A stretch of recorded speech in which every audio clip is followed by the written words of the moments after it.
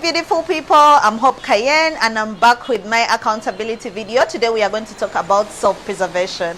So what is self-preservation? Self-preservation is protecting yourself from potential harm, from things like depression, from, driving yourself into a train wreck. And, today when I was thinking of the topic to discuss as I drove to work, I was like, by the way, all these topics are very related. Self-preservation, self-love, treating yourself with kindness, valuing yourself.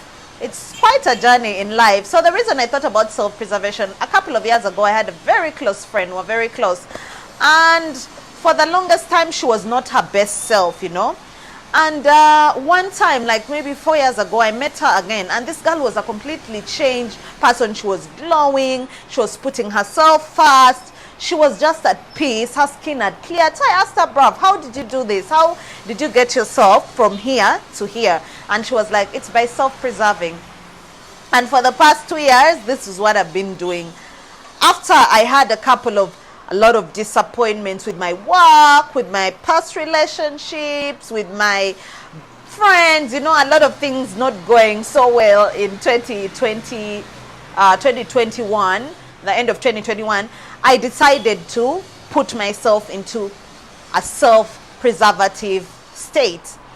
And the reason why I did this was because I remember looking at this girl's journey and I'm like, whoa, this is not the girl I used to know. I need to copy her. So after everything, I hit rock bottom. I was like, it's time for me to get up. 2022, I started self-preservation.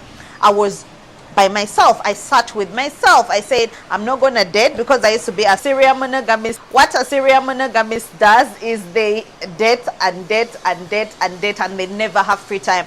And as women, it's not very good. Like I mentioned, I think in one of my videos, we are takers.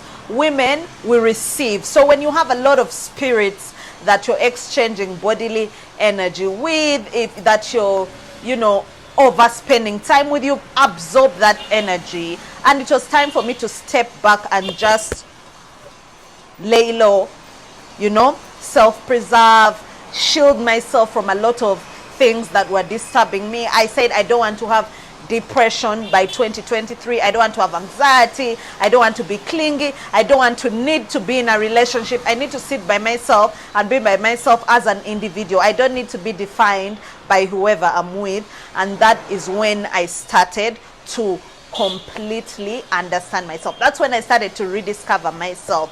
I started to see the reasons why my past relationships were not working. I was just a serial monogamist. I was dating after dating. Like when you do that, you don't even have standards and you're just afraid of being alone. You're just clingy. You always want to be with somebody.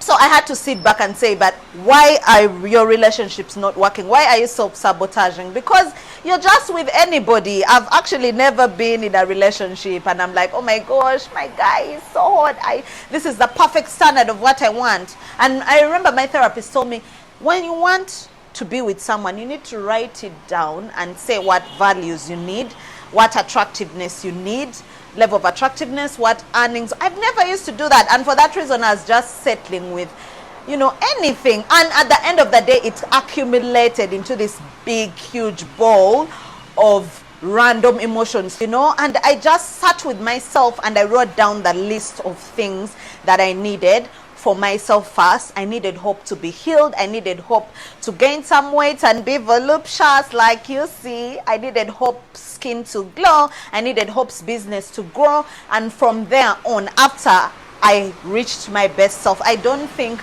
I am at 100, but I am sure at 80 for sure.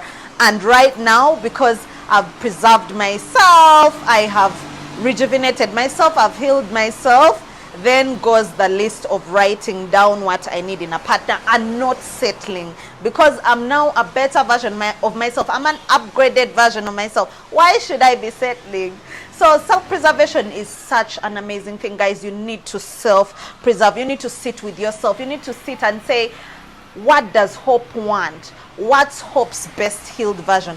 What's Hope's perfect, future with the spouse and the big business and the perfect family. If you want to learn how to self-preserve, you can actually go on Google and see different steps of how you can do this thing. It sounds very complicated until you get deep into it, and you realize that this is such an amazing thing you ever do for yourself. When you discover yourself, when you know yourself, when you understand what does Hope Cayenne need in order to be 100% happy, you will never ever ever settle for anything. You'll never settle for your business being mediocre. You'll never settle for a mediocre spouse just because you don't want to be single.